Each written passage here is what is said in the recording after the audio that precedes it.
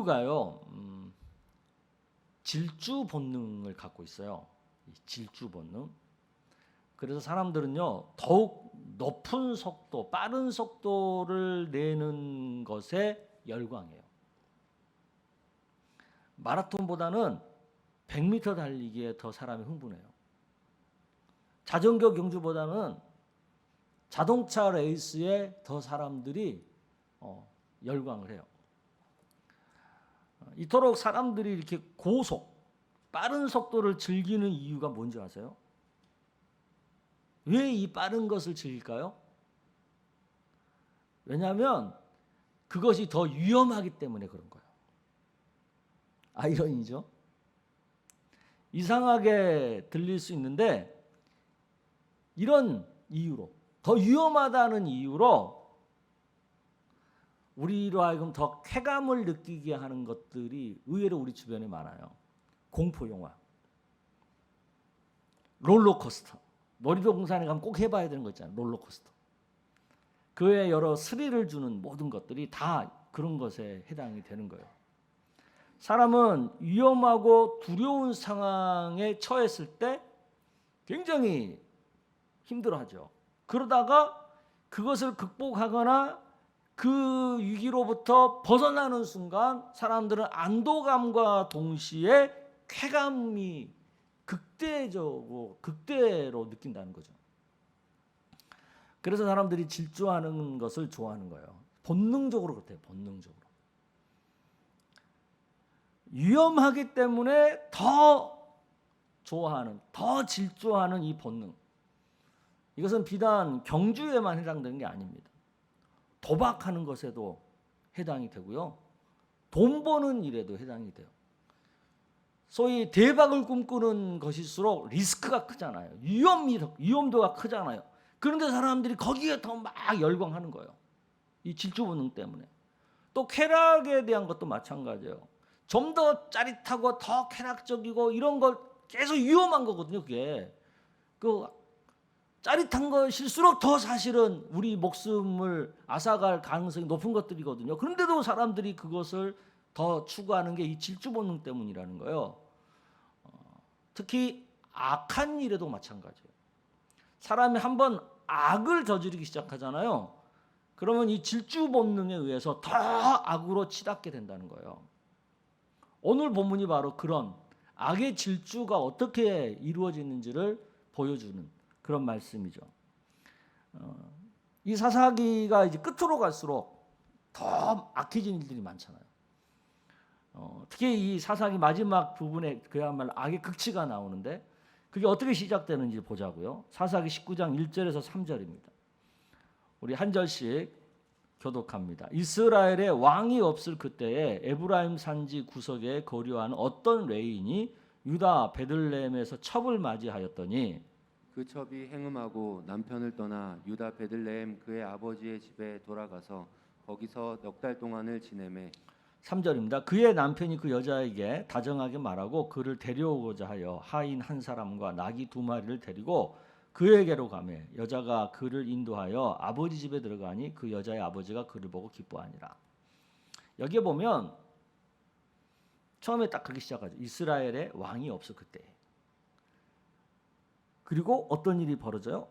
레위 사람이라고 하는 이 레위 사람은 이제 일반적으로 제사장까지도 할 수 있는 사람들을 얘기하죠. 그러니까 이스라엘의 영적인 지도자 레벨에 있는 사람이에요. 그런 그가 첩을 얻어서 살았다는 거예요. 그런데 또 그 첩은 그 와중에 또 다른 남자랑 눈이 맞아가지고 또 행음을 한 거예요. 불륜의 삶을 산 거예요. 그리고는 남편을 떠나가지고 왜 떠났는지는 뭐 모르겠어요. 아무튼 뭐 걸려가지고 맞아 죽을까봐 무서워서 떠났는지 뭐 어떤 떠났는지 아무튼 남편을 떠나서 친정집에 간 거예요. 거기서 넉 달을 지내고 있는 상황이에요. 여기까지만 보면 그 시대가 얼마나 성적으로 타락을 했고 또 그것으로 인해서 가정생활의 파탄들이 얼마나 많이 있는지 그것을 단적으로 보여주고 있는 거죠. 근데 문제는 이런 분위기가 당시 사회에 만연되어 있었다는 거예요. 첩의 아버지가 처신하는 것을 보면 그런 분위기를 우리가 엿볼 수 있습니다. 아버지는 딸이 첩으로 살다가 바람 피다가 걸려가지고 친정집으로 도망쳐 왔는데도 그냥 넉 달 동안 데리고 있어요. 또 자기 사이가 그런 딸을 데리러 왔어요. 그럼 빨리 어떻게 해서 보낼 생각을 해야 될 거 아니에요? 근데 안 그러고 자꾸 그 사이랑 데리고 노는 거예요. 뭐 먹고 마시고 즐기는 거죠. 또 레위 사람도 또 그런 분위기에 휩싸여서 놀다가 그럼 빨리 가야 되는데 안 가고 해질 무렵에나 이제 또 간다고 또 난리를 피고. 이게 결국 뭘 얘기합니까? 당시 사람들의 방종한 생활의 모습들이죠. 이런 방종한 사회에서 이제 드디어 악한 사건이 벌어져요. 사사기 19장 22절에서 25절에 보면 그 사건이 나옵니다. 우리 한 절씩 볼게요. 그들이 마음을 즐겁게 할 때에 그 성읍의 불량배들이 그 집을 에워싸고 문을 두들기며 집 주인 노인에게 말하여 이르되 내 집에 들어온 사람을 끌어내라. 우리가 그와 관계하리라 하니 집주인 그 사람이 그들에게로 나와서 이르되 아니라 내 형제들아 청하노니 이 같은 악행을 저지르지 말라. 이 사람이 내 집에 들어왔으니 이런 망령된 일을 행하지 말라. 24절입니다. 보라 여기 내 처녀 딸과 이 사람의 첩이 있은즉 내가 그들을 끌어내리니 너희가 그들을 욕보이든지 너희 눈에 좋은 대로 행하되 오직 이 사람에게는 이런 망령된 일을 행하지 말라 하나 우리가 듣지 아니하므로 그 사람이 자기 첩을 붙잡아 그들에게 밖으로 끌어내매 그들이 그 여자와 관계하였고 밤새도록 그 여자를 능욕하다가 새벽 미명에 놓은지라. 이 내용이 그런 거잖아요. 레위인과 첩이 이제 해가 어두워질 무렵에 집으로 돌아가겠다고 나선 거예요. 근데 얼마 못 가서 이제 한밤중이 된 거죠. 그러니까 베냐민 지파의 성읍인 기브아라고 하는 동네에서 어느 노인의 환대로 그 노인 집에서 하룻밤을 묵게 된 거예요. 그런데 어떤 일이 벌어져요? 그 기브아 성읍의 소위 불량배들, 소위 깡패들이죠. 자기 성읍에 들어온 이 객들을 가만 놔두질 않는 거죠.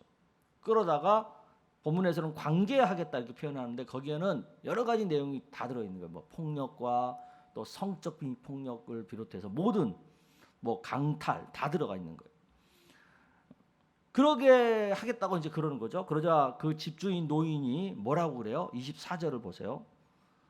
여러분 읽어보겠습니다. 시작. 보라 여기 내 처녀 딸과 이 사람의 첩이 있은즉 내가 그들을 끌어내리니 너희가 그들을 욕보이든지 너희 눈에 좋은 대로 행하되 오직 이 사람에게는 이런 망령된 일을 행하지 말라 하나. 이 노인이 하는 이 말 속에 보면 굉장히 우리한테는 충격적인 생각이 엿보여.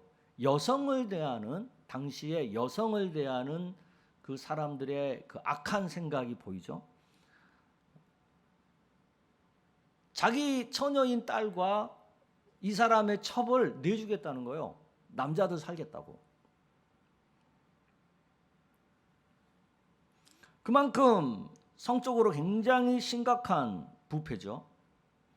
또 나중에 결국 레위인이 어떻게 합니까? 자신의 생명을 지키기 위해서 자기 첩을 그 불량배들에게 넘겨줘요. 그래서 그 불량배들이 그 여인을 끌고 가서 밤새 능욕했어요. 언제까지? 죽을 때까지. 얼마나 사회가 폭력으로 가득합니까? 오늘 이 말씀을 제가 준비하면서 정말 토가 나올 정도더라고요. 이거 그냥 19금이에요. 19금. 19금 그 19세 미만은 오늘 설교를 안 들어야 될지도 몰라요. 그 정도로 내용이 폭력으로 가득해. 악으로 가득하고. 거기서 끝나지 않습니다. 거기에 또 악행이 나오죠. 사사기 19장 26절에서 30절 한 절씩 봅시다. 동틀 때 여인이 자기의 주인이 있는 그 사람의 집 문에 이르러 엎드러져 발기까지 거기 엎드려져 있더라. 그의 주인이 일찍이 일어나 집 문을 열고 떠나고자 하더니 그 여인이 집 문에 엎드려져 있고 그의 두 손이 문지방에 있는 것을 보고 그에게 이르되 일어나라 우리가 떠나가자 하나 아무 대답이 없는지라. 이에 그의 시체를 나귀에 싣고 행하여 자기 곳에 돌아가서 그 집에 이르러서는 칼을 가지고 자기 첩에 시체를 거두어 그 마디를 찍어 12덩이에 나누고 그것을 이스라엘 사방에 두루 보내매 우리 30절 같이 읽습니다. 그것을 보는 자가 다 이르되 이스라엘 자손이 애굽 땅에서 올라온 날부터 오늘까지 이런 일은 일어나지도 아니하였고 보지도 못하였도다. 이 일을 생각하고 상의한 후에 말하자 하니라. 무슨 얘기입니까? 이 레인이 그 첩을 보니까 죽은 거예요. 그러니까 이 죽은 첩의 시체를 나귀에 싣고 자기 집으로 돌아옵니다. 그리고 거기서 뭔 짓을 하냐면 그 시체를 12토막을 냅니다. 그리고 그것을 한 토막씩 12지파에게 보냅니다. 왜 그런 일을 해요? 베냐민 지파의 그 깡패들이 한 나쁜 짓을 그들에게 알리려고 그렇게 하는 거예요. 이 행위 안에는 어떤 악들이 담겨 있어요? 그 노인과 그 레인의 여성에 대한 악한 생각, 또 불량배들의 그 폭력을 자행하는 악행, 그리고 레인의 시체를 토막내는 또 다른 악행, 계속해서 악이 연결해서 지금 나오고 있는 거죠. 그러니까 악이 질주하고 있는 거죠 지금.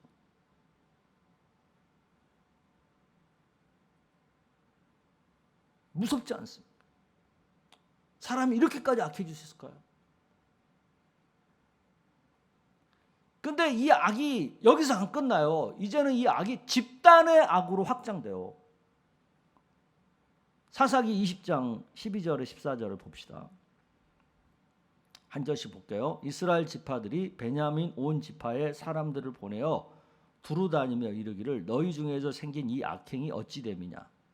그런즉 이제 기브아 사람들 곧 그 불량배들을 우리에게 넘겨주어서 우리가 그들을 죽여 이스라엘 중에서 악을 제거하여 버리게 하라 하나 베냐민 자손이 그들의 형제 이스라엘 자손의 말을 듣지 아니하고 도리어 성읍들로부터 기브아에 모이고 나가서 이스라엘 자손과 싸우고자 하니라.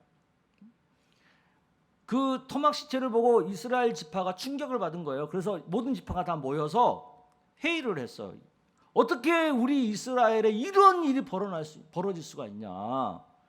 그래서 그들이 회의를 해서 내린 결론이 뭐냐면 그 악한 일을 한 그 불량배들을 우리가 심판하자, 처단하자. 그래서 우리 안에서 악을 제거하자. 그렇게 결론을 내리고 베냐민 지파에게 통보를 해요. 그 악한 사람을 내어달라. 그럼 우리가 심판하겠다. 근데 이 베냐민 지파가 그것을 거절해요. 이 안에는 무슨 말이 있어요? 악을 근절하고자 하는 의지가 없는 거예요. 그냥 단순히 집단, 자기 편 이런 생각 때문에 무조건 내 편은 보호하겠다는 이런 생각 때문에 그걸 거절해요. 그래서 결국 어떤 일이 벌어져요? 11지파의 연합군과 베냐민 한 지파 간에 전쟁이 일어나요. 동족끼리 서로 죽이는 또 다른 악행, 집단 악행이 벌어지기 시작하는 거예요. 그게 어느 정도까지 확장이 되냐면 사사기 20장에 보면 43절에 48절 오늘 성경 좀 읽는 게 많지만 내용을 파악하기 위해서 좀 읽어봅시다. 한 절씩 또 볼게요. 그들이 베냐민 사람을 에워싸고 기브아 앞 동쪽까지 추격하며 그 쉬는 곳에서 짓밟음에 베냐민 중에서 엎드린 자가 18,000명이니 다 용사더라. 그들이 몸을 돌려 광야로 도망하였으나 림몬 바위에 이르는 큰 길에서 이스라엘이 또 5,000명을 이삭줍도 타고 또 급히 그 뒤를 따라 기돔에 이르러 또 2,000명을 죽였으니 이날에 베냐민 사람으로서 칼을 빼는 자가 엎드러진 것이 모두 25,000명이니 다 용사였더라. 베냐민 사람 600명이 돌이켜 광야로 도망하여 림몬 바위에 이르러 거기에서 넉 달 동안을 지냈더라. 이스라엘 사람이 베냐민 자손에게로 돌아와서 온 성읍과 가축과 만나는 자를 다 칼날로 치고 닥치는 성읍은 모두 다 불살랐더라. 처음에 전쟁 초기에는 베냐민 지파가 우세해요. 그래서 연합군을 좀 몇 명 죽여요. 근데 이것에서 이제 연합군이 자극을 받죠. 그래서 굉장히 사나워져요. 그래서 베냐민 지파 군사만 2만 5천 명을 죽여요.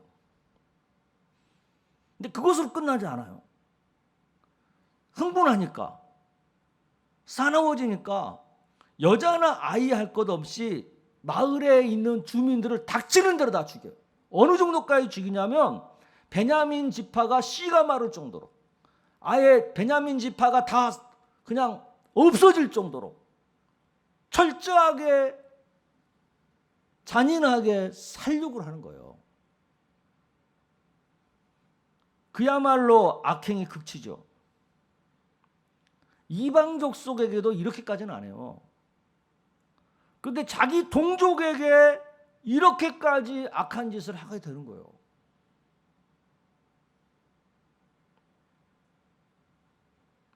여러분, 이렇게 악이 질주하는 것을 보면서 어떤 생각이 드세요?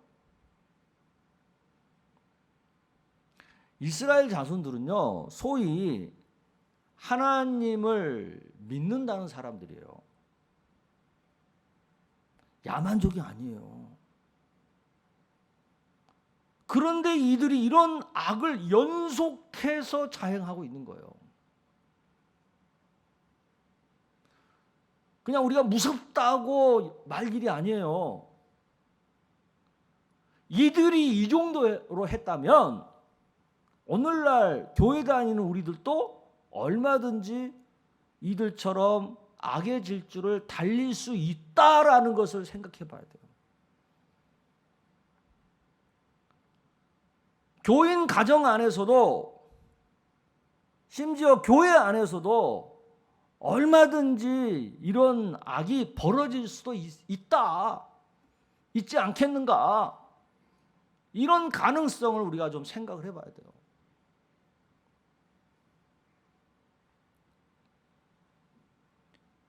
악의 발단이 뭐겠어요? 악의 발단. 악의 발단이 무엇이었어요? 지금 너무 더워요. 예배당이 좀 꺼주세요. 다 졸고 있어 지금 더워서. 이스라엘에 왕이 없는 것이 발단이에요. 즉 이스라엘 자손들이 하나님을 더 이상 그들의 왕으로 인정하지 않고 자기 각자 소견에 옳은 대로 사는 것, 그것이 발단이라는 걸 알아야 돼요. 그러다 보니까 제사장까지도 첩을 데리고 살아도 아무렇지 않을 정도로 성적으로 굉장히 무분별한 그런 사회가 돼버렸고요. 여성들을 성적인 놀이개로 여길 정도로 굉장히 도덕적으로 타락한 그런 사회가 돼버렸죠. 인권이 없는, 폭력이 난무하는, 시체를 토막낼 정도로, 동족 간에 피비린내 나도록 싸울 정도로 그런 사회가 되고 만 거죠. 하나님의 통치를 떠나 서로 자기 생각만 옳다고 주장하는 사회가 되니까 이토록 사회는 악을 향해 질주하게 되더라는 거예요. 하나님의 선택받은 민족인 이스라엘이 이 정도까지라면 다른 이방 사람들은 오죽하겠어요? 훨씬 더 악해질 수밖에 없죠. 우리나라 사회만 봐도 그렇지 않습니까? 지금 우리나라는 전체적 사회적인 분위기가 개인의 의견을 존중해주고 대중의 여론을 중시해주는 그런 사회, 그걸 우리는 뭐 발전된 사회라고 생각하고 있죠. 또 그런 가치를 높이 사는 그런 사회. 그러면 한번 생각해 보자. 우리 사회가 그렇게 됐다고 해서 지금 더 선해졌는가? 기술이 발달하고 IT 강국이 됐다고 해서 우리 사회가 그만큼 악이 제거됐는가? SNS와 유튜브로 사람들이 자유롭게 자기 의사를 표현하는 사회가 되었다고 해서 그러면 여론이 더 진실에 가까워졌다고 할 수 있는가?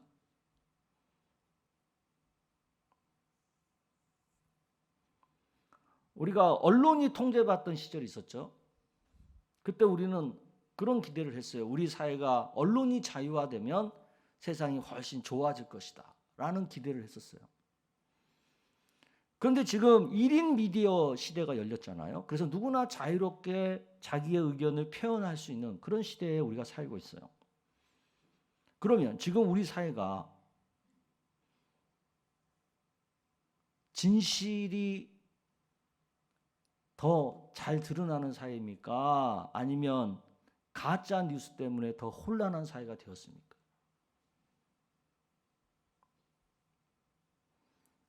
이런 현상이 뭘 말해줘요? 사람은 전적으로 타락한 존재이기 때문에 각자 자기 소견에 옳은 대로 내버려 두잖아요. 그러면 결국 악한 길로 갈 수밖에 없다라는 것을 보여주는 거예요. 각자 자유를 놔두면, 자유를 인정해주면 결국 방종의 길로 인간은 갈 수밖에 없다. 그걸 사사기가 말해주는 거예요. 그래서 우리는 하나님의 통치를 받아야만 한다는 거죠. 그런데 하나님은 말씀으로 통치하는 분이잖아요.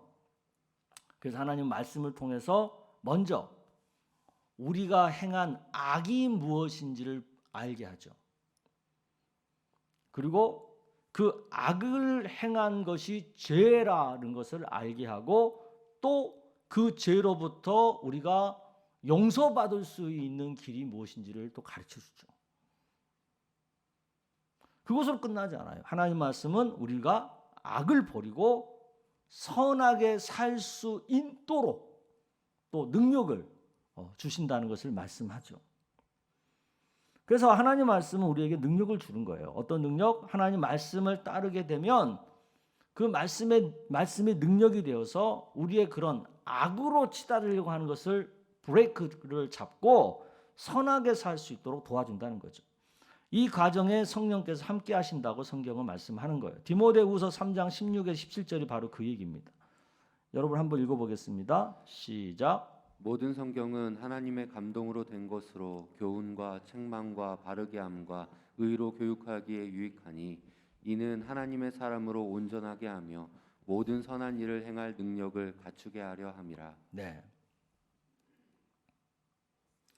세상의 악을 통제하는, 더 이상 악이 질주하지 않도록 브레이크를 걸고 또 악이 많아지지 않도록 통제하는 것은요, 하나님 말씀대로 사는 사람들의 영향력이 달려 있어요. 그런데 교회 안에서도 하나님 말씀의 통치가 약해지면 악이 독버섯처럼 피어날 수 있다는 것을 우리가 알아야 돼요. 담임 목사인 저부터 시작을 해서 우리 교육자님들이나 또 우리 장로님들 또 우리 교회 리더분들 이런 분들이 하나님 말씀의 통치를 받지 않고 각자 자기 소견에 오른 대로 교회 생활을 하게 되면 교회도 결국은 악한 길로 갈 수밖에 없다라는 것을 우리가 알아야 돼요. 그렇게 되면 교회가 세상에 선한 영향력을 미칠 수 없게 되고 세상은 더욱 악을 향해 질주할 수밖에 없는 거예요. 그러면 우리가 알아야 돼요. 어떻게 그러면 교회가 악해질 수가 있는가? 교회가 어떻게 악해져요? 처음부터 막 교인들이 악해집니까? 안 그래요. 교회가 악해질 수 있는 것을 단편적으로 대표적으로 보여주는 게 예수님의 12제자 안에서 일어난 일이죠. 예수님의 12제자 중에서도 가룟 유다가 있었잖아요. 12명밖에 안 되는 그 안에 가룟 유다가 있었다고요. 오늘날 교회 안에도요, 가룟 유다 같은 사람이 있어요. 가룟 유다가 처음부터 악했어요? 아니에요. 가룟 유다가 처음부터 예수님을 배반했어요? 아니에요. 가룟 유다가 예수님을 배반한 이유가 있어요. 무슨 나쁜 생각에서 그런 거 아니에요. 단순해요. 가룟 유다가 가지고 있었던 생각, 평소의 소신을 끝까지 꺾지 않고 고집했기 때문에 그래요. 가룟 유다가 끝까지 소신으로 붙들었던 생각이 뭡니까? 그의 조국 이스라엘이 로마로부터 독립하는 거예요. 아니, 이게 나쁜 생각이에요? 아니잖아요. 그런데 이 생각이 왜 악을 만들게 되었을까요? 여기서 출발하는 거예요. 악이. 교회 안에서 벌어지는 악이. 다른 게 아니라 가룟 유다의 생각과 예수님의 생각이 달랐던 거예요. 예수님은 이스라엘뿐만 아니라 세상 전체 가운데 하나님의 나라가 세워지는 것이 목표였고 목적이었어요. 그런데 가룟 유다는 그게 아니라 자신의 조국 이스라엘 하나만 생각했어요. 로마로부터 이스라엘을 해방시키는 것, 그것만 목적을 뒀어요. 그러면 가룟 유다가 예수님과 내 생각이 달랐다는 걸 확인했을 거 아니에요. 그랬을 때 가룟 유다가 어떤 선택을 해야 되겠어요? 다른 제자들은 자신의 생각을 내려놓고 예수님의 생각을 따라갔어요. 그런데 가룟 유다만은 끝까지 자기의 소신을 굽히지 않았어요. 그래서 결국 그는 예수님을 배반하고 예수님을 팔기로 작정을 하게 된 거죠. 바로 이 순간, 이 타임, 조국 독립의 꿈이 예수님을 배반하는 악으로 바뀌게 되는 순간인 거예요. 이 순간이. 오늘날도 교회 안에 이런 가룟 유다 같은 선택을 하는 사람들이 많아요. 그분들이 처음에 가졌던 생각이 나쁜 생각이 아니에요. 다 하나하나 생각을 들어보면 다 나름대로 일리가 있고 다 소신이 있고 다 좋자고 하는 생각들이에요. 그런데 그것이 성경의 가르침과 또 그 교회 공동체가 우선하는 생각과 다르면 내가 좀 양보도 할 줄 알고 내가 좀 내려놓을 줄도 알아야 되는 거예요. 그런데 그것을 그렇게 하지 않고 끝까지 자신의 소신을 고집하게 되면 본의 아니게 그 순간부터 교회 안에서 악을 만드는 주체가 되는 거예요. 성경보다 교회 공동체 전체의 생각보다 자신의 생각을 앞세우는 사람은요, 결국은 성경의 통치를 받지 않게 돼요. 그렇게 되면 악한 길을 질주할 가능성이 그만큼 더 높아지게 되어 있어요. 이런 일이 교회 안에서 빈번하게 일어나게 되면 교회는 혼란스러워질 수밖에 없고 그런 혼란스러운 교회는 세상을 향해 선한 영향력을 미치기가 어렵게 되는 거죠. 그래서 교회는 무엇보다도 하나님 말씀을 따르는 것에 우선해야 돼요. 담임 목사부터 시작해서 모든 성도들이 자기 생각을 주장하기보다는 성경이 말씀하는 것에 먼저 귀 기울이는 그런 태도가 중요해요. 교회가 하고자 하는 일이 성경에서 유배되는 것이 아니면 그것을 하는 어떤 방법이나 어떤 그 순서가 내 생각과는 좀 다르더라도 그것에 협력하고 그것에 함께 따를 줄 알아야 되는 거죠.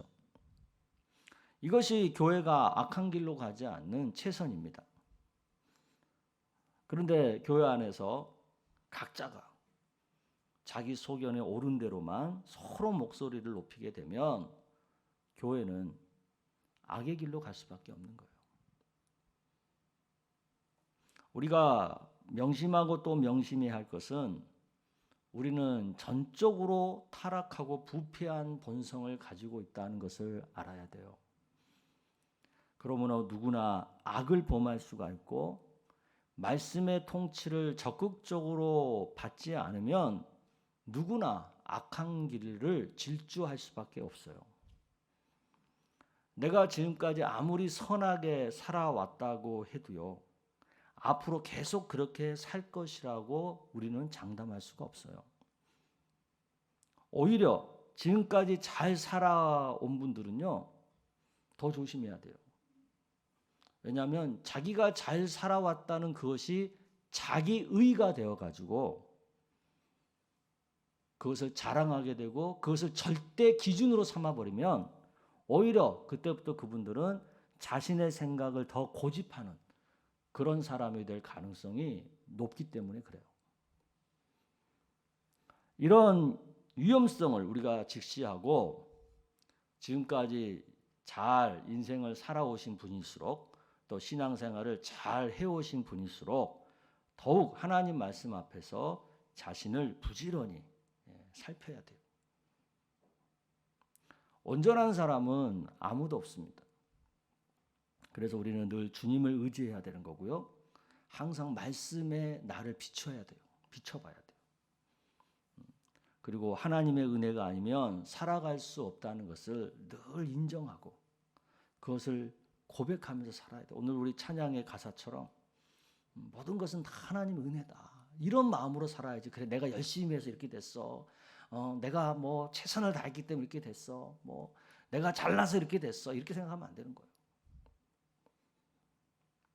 사사기가 보여주는 결론은 하나님의 통치를 받지 않고 내 생각대로 살면 이렇게 악을 향해 질주할 수밖에 없다라는 것을 보여주는 거예요.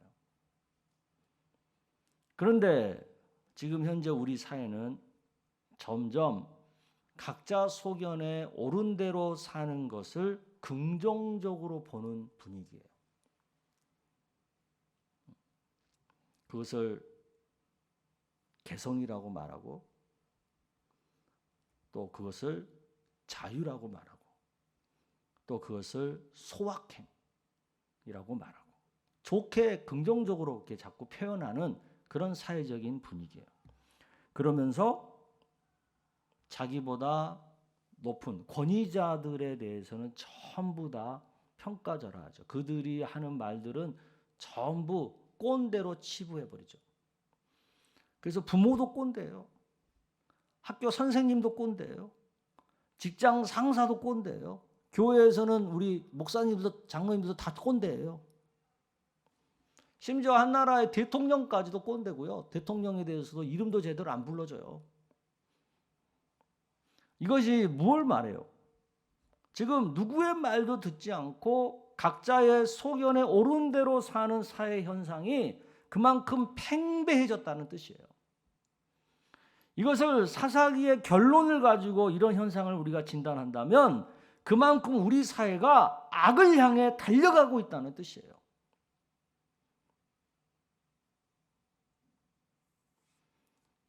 이런 악의 질주를 멈추게 하는 유일한 방법, 그것은 우리 예수 믿는 사람들이 각자 있는 곳에서 하나님 말씀의 통치를 받고 사는 것밖에 없어요.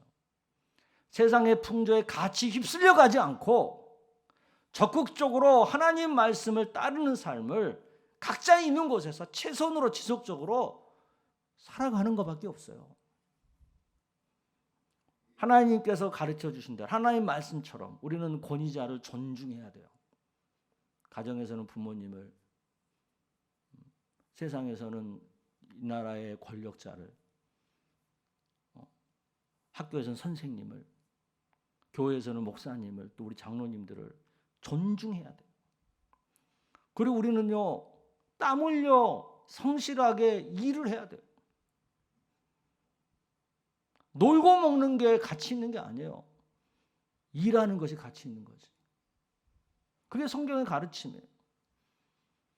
그리고 우리 젊은 사람들은요, 할 수만 있으면 특별한 이유가 없으면 결혼을 해야 돼요. 그리고 결혼을 했으면 하나님 허락하시는 한까지 자녀를 낳아야죠. 그리고 가난한 사람들을 구제하고 자기가 할 수 있는 능력 한도 내에서 그리고 늘 이웃과 함께 사는 것, 이웃을 사랑하며 사는 것에 최선을 다하고, 이것이 하나님의 말씀대로 사는 삶의 모습이잖아요. 이렇게 사는 사람이 많아지면 그만큼 우리 사회의 악이 멈추게 되고 악이 줄어들게 되는 거고, 또 그만큼 세상 가운데 하나님의 나라는 견고하게 세워지게 되는 것입니다.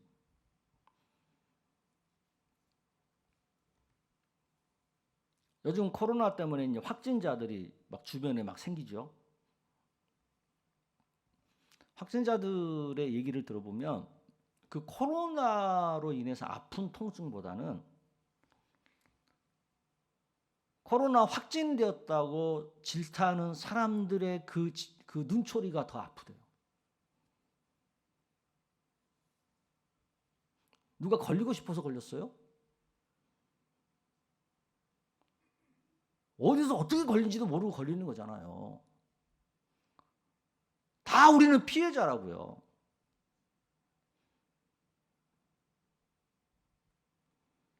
그런데도 우리는 각박하니까, 코로나 때문에 우리가 이렇게 힘들게 됐다고 생각하니까 그렇게 서로를 향해서 더 헐떡하고 서로를 향해서 더 아프게 하고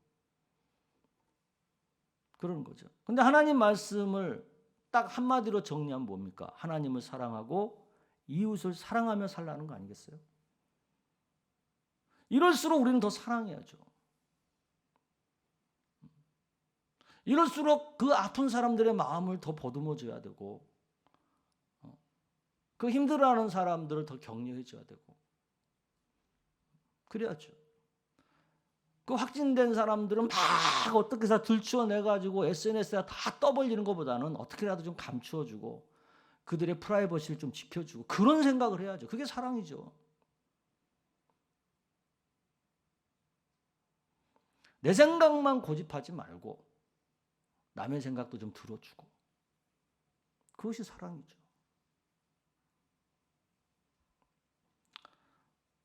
하나님 말씀대로 산다는 것은 다른 거 아니에요. 사랑하며 사는 거예요. 오늘 우리에게 이런 은혜가 있기를 주의 이름으로 축복합니다.